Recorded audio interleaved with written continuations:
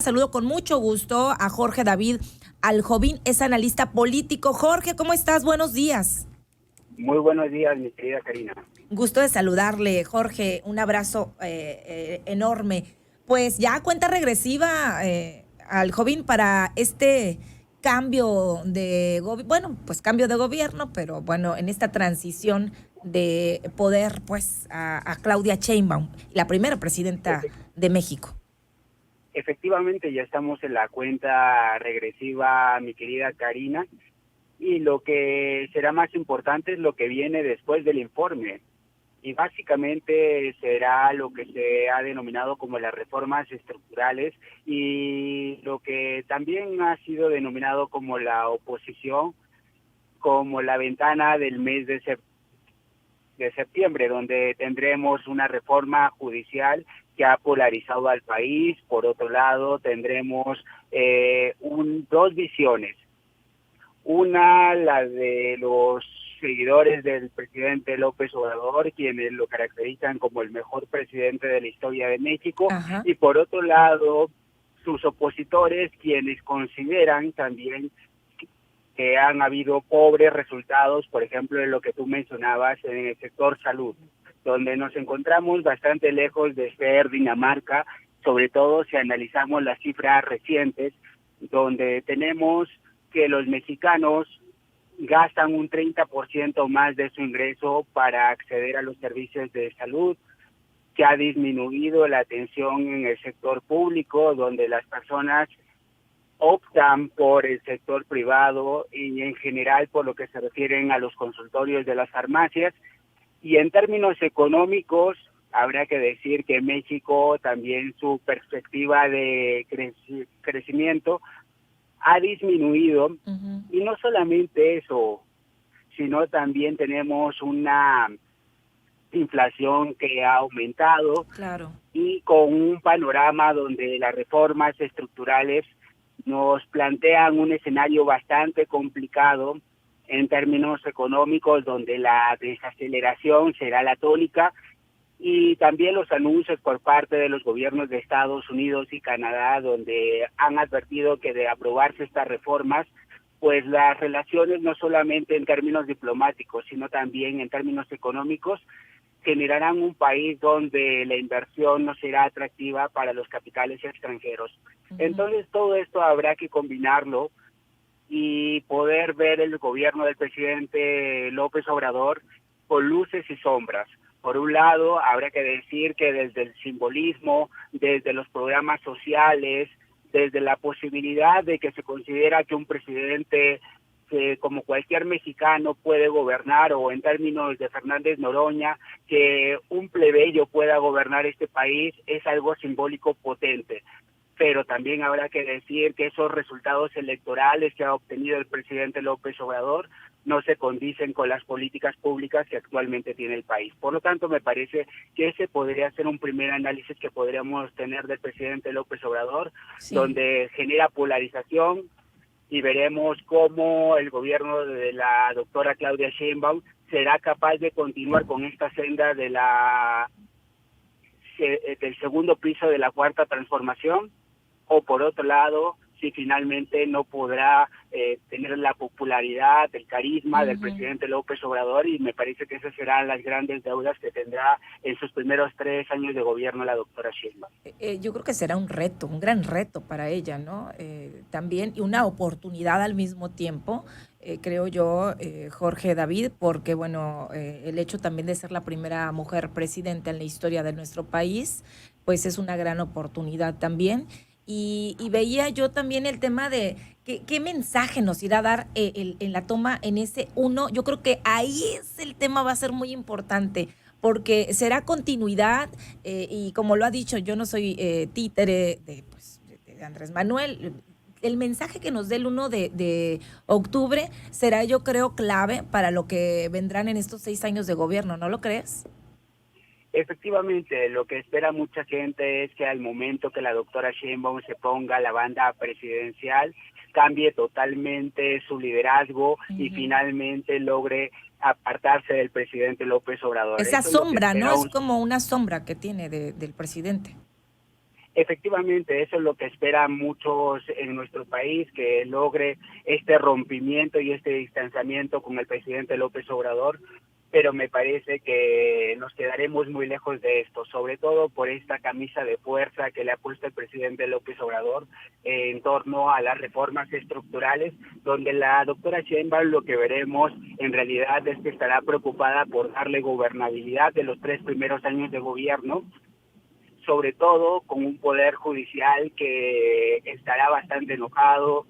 Por otro lado, también la desaparición de los órganos autónomos, Así es. la reforma en tema de Guardia Nacional y finalmente en un futuro una reforma electoral. Me parece que son temas bastante candentes para la doctora Sheinbaum y que ella tendrá que demostrar que si bien no tiene el carisma, el arrojo del presidente López Obrador, con su carácter científico pueda llevar a cabo una transición adecuada y sobre todo que esto que se ha denominado el segundo piso de la cuarta transformación no merita una tibieza, sino que más bien lo que se ha demostrado que es una radicalización por parte del movimiento, Sí. pero me parece que será bastante complicado para ella generar ese sello distintivo. Y sobre todo algo que llama mucho la atención, generalmente, bueno, hemos visto estas ya giras, pues, la gira del adiós que daba el presidente y donde una vez que resulta electa o virtual, pues,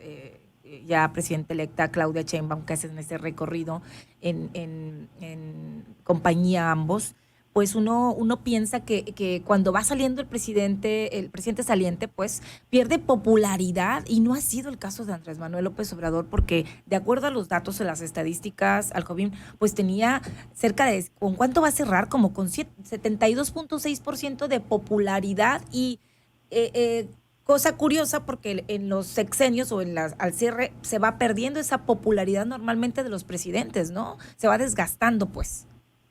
Tenemos un caso bastante atípico en Uh-huh. México, donde tenemos un presidente tremendamente popular, pero con pobres resultados en políticas públicas.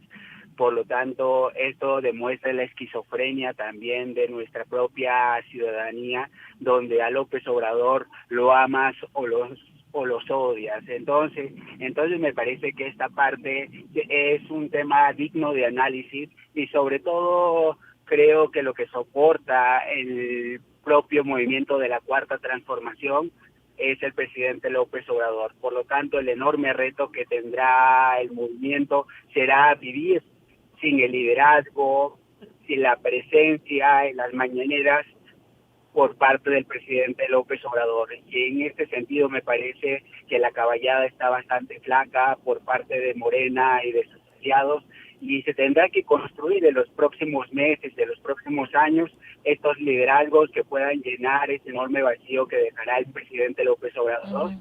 Y a falta de oposición, me parece que el gran contrapeso será en los próximos meses el mercado y sobre todo el contexto internacional que le impondrá la agenda también a la presidenta Sheinbaum, pero como un buen augurio creo que esto puede ser una ventana de oportunidad para que tengamos un balance de los poderes, sobre todo con una oposición que esperemos que se reconstruya y que pueda hacer frente al movimiento de la Cuarta Transformación. Sí, yo creo que lo hemos platicado en otras ocasiones y también con otros analistas, Jorge, será el mercado ha estado bastante movido, inestable en ese sentido y bueno, después de estas pausas que tiene o pausa que tiene con las embajadas de Canadá y Estados Unidos, pues los mensajes que se han dado pues hacia el exterior, pues ha puesto un poquito ahí tenso el asunto en relaciones diplomáticas.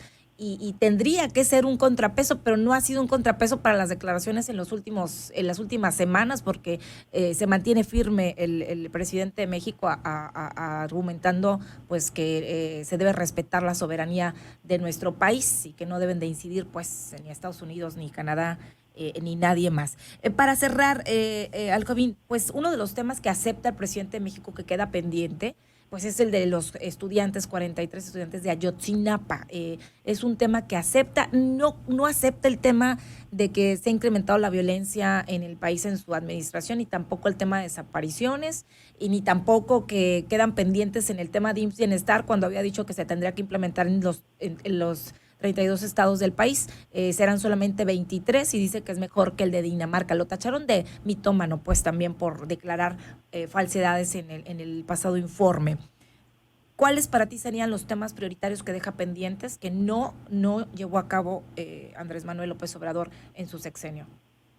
Mira, me parece que los grandes retos y sobre todo las sombras que tuvo el gobierno del presidente López Obrador fue el tema de la seguridad y sobre todo esta narrativa del propio narcogobierno y sobre todo lo que nos ha dejado en las últimas semanas, pues la captura del Mayo Zambada y cómo nuestro país ha quedado al margen de esta propia detención, y que nos demuestra que muchas veces el gobierno de Estados Unidos es mucho más efectivo que el gobierno mexicano en temas de seguridad. Uh-huh. Entonces creo que ahí se tendrán que ajustar las tuercas, sobre todo para entregar como un país con justicia, con verdad, con seguridad, y sobre todo el tema también de salud es un tema con un enorme pendiente, porque lo que se privilegió durante este sexenio fue la improvisación y sobre todo la falta del presidente López Obrador de tener una autocrítica, y que al final del día creo que terminará pasando la cuenta y veremos si este trasvase de popularidad se da para la doctora Sheinbaum, y reitero, será un enorme reto para ella generar un distanciamiento o aprovechar esta ola de popularidad y gobernar al son del presidente López Obrador. Al final del día me parece que esta idea del retiro, de la jubilación del presidente López Obrador, simplemente se quedará en un discurso, porque todos irán justamente a su rancho a poder negociar y a poder finalmente establecer los pesos y contrapesos de la cuarta transformación. Esto sin desmerecer a la doctora Sheinbaum, pero me parece que por lo pronto no se ve una perspectiva donde ella tenga independencia y la posibilidad de darle gobernabilidad al país. Pues vamos a ver qué resulta. En tanto a la población, pues decirle que será un mes lleno de noticias. Ya tomaron protesta, ya decíamos, diputados, senadores, y será un septiembre bastante movido de aquí a la toma de protesta y lo que sigue en esta transición seguramente. Al-Joven, ¿dónde te encontramos? ¿En qué redes sociales? Mira, me pueden encontrar en Twitter, en Facebook y en TikTok como @Jorge Alcovín. Y al final del día, mi querida Karina, te agradezco esta entrevista y creo que es importante que estos temas entren a la deliberación pública, a la plaza pública, y que todos podamos participar. Sí, claro, es muy importante involucrarnos, nos guste o no nos guste la política, es el rumbo que lleva nuestro país, y es importante saber el contexto, analizar estos temas y por supuesto ponerlos sobre la mesa, porque pues es el futuro de nuestro país lo que está en manos pues en este momento. Muchísimas gracias, Al-Joven, te mandamos un abrazo, gracias. Igualmente, un fuerte abrazo para ti, Karina, y para todo el auditorio. Gracias, ahí está el analista político Jorge David Al-Joven. Interesante lo que nos analiza.